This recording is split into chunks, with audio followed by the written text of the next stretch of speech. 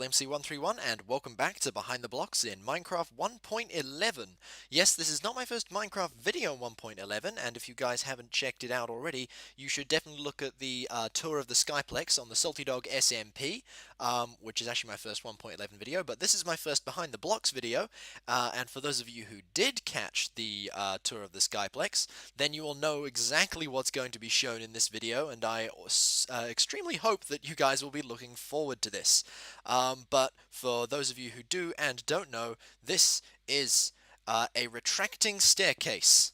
I'm not going to bother with any of the any mystery about it because I'm sure that you guys will figure it out eventually, or you've already seen it. But this is a retracting staircase, actually quite simple movement, but I'll show you that quickly. So this is my lower floor, this is my upper floor, and this is sort of a mirror of what I have on the Salty Dog server. But if I flip this lever, I get a staircase pop out of the floor and the wall, which I can then walk up and down. And I can then, once I've left, I can then retract that, and you can't get up anymore. It's a good 3.5 block jump there. Now there's a couple of neat things about this. First of all, you can actually reach it from above, which means that you can shut it behind you as you go up the stairs. And then, of course, once you want to come down again, you can flick that lever from above and then back down again. And there's actually another option which I realized only recently, which is that if you don't want to use this as like a staircase up, you can also use it in the reverse orientation, where this is the, instead of this being the hidden position, this is the hidden position, and have a secret entranceway behind a staircase, which is only accessed by opening the stairs, and then you can, of course, hide behind. Obviously, you'd fill in the walls there and have this lever in another location, but that is actually another option which I only recently appreciated. But I'm going to show you guys how this is put together. It's a little bit complex in positioning, but hopefully you guys can get your heads around it, so let's go. And as always, here is our bare bones see-through floor version of this mechanic. So you can see that there's quite a bit of redstone underneath the floor and a few pistons. So once again, if we flip this lever and it retracts the stairs and then puts them out again. So I'm going to see how well I can explain this. Some of this is a little bit tricky and it moves very quickly, so it's going to be a little bit difficult. But I've managed to section bits off, so I should be able to explain it. So this lever is operating the entire thing. Now when you power this lever by turning it on, first of all you get a redstone current comes down here, it powers this torch, which turns off and allows this one to turn on, and that allows this piston to extend. Let me just... There we go. That allows this piston to extend, which is the topmost stair block. So you can see that happens. That's the only bit of redstone that's required for that piston up there. Now down here, this is where things get a little more complicated. Now when we turn this lever on, the first thing that happens is that this block is powered by this repeater, and this piston extend. Then after, I think, actually just before that, this redstone torch turns off.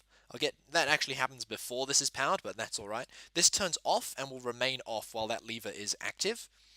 Then after a delay, this current will be powered as well. Won't go up here because there's another repeater there, but it goes over here, turns this torch off, turns this repeater off, and lets this torch turn on. Now this torch is powering the block above it when it turns on, which by direct relation is then powering the piston, which is at that point in this position.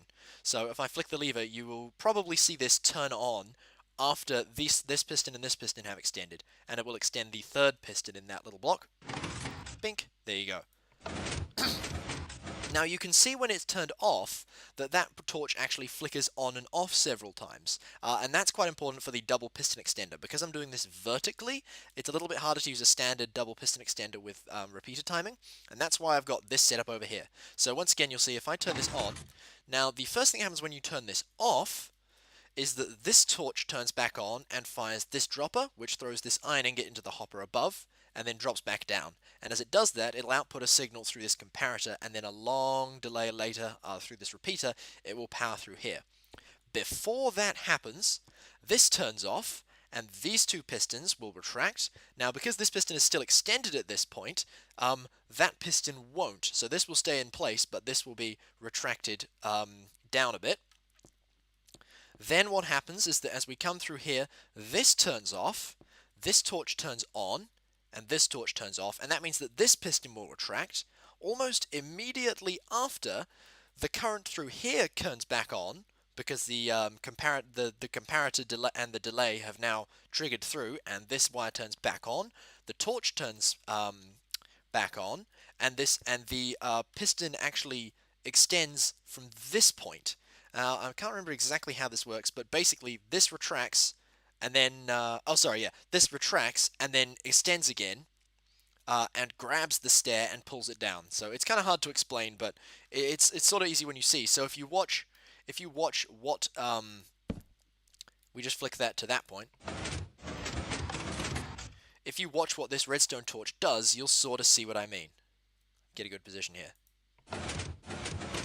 So there you go. So hopefully that's about as good as an explanation as I can give. Unfortunately, it's quite complex, but I think that's about how it works. So I'll get into a tutorial to show you guys how to build this.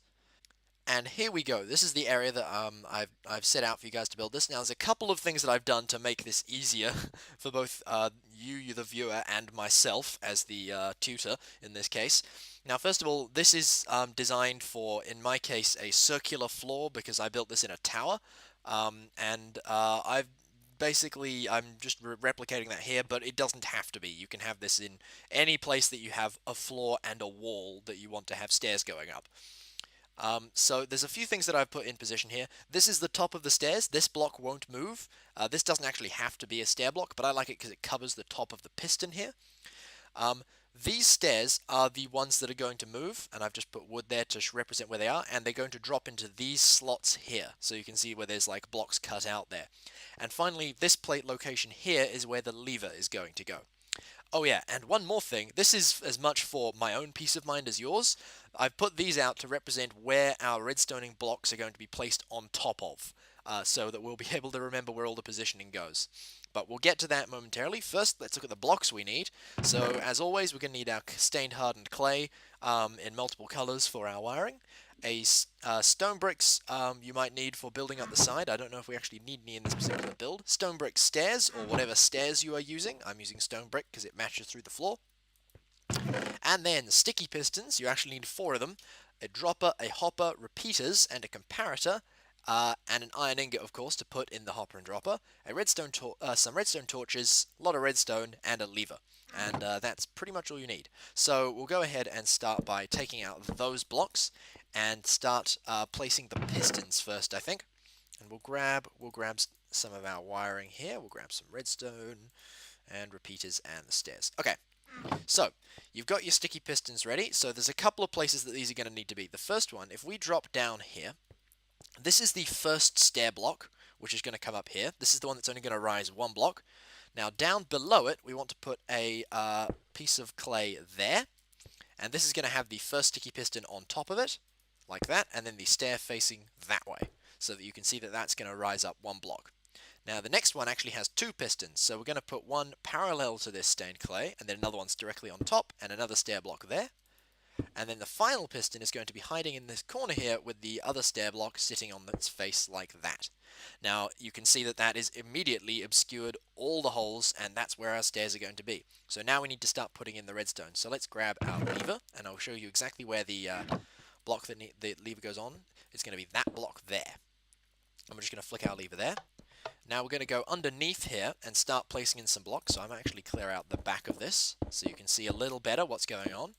There we go.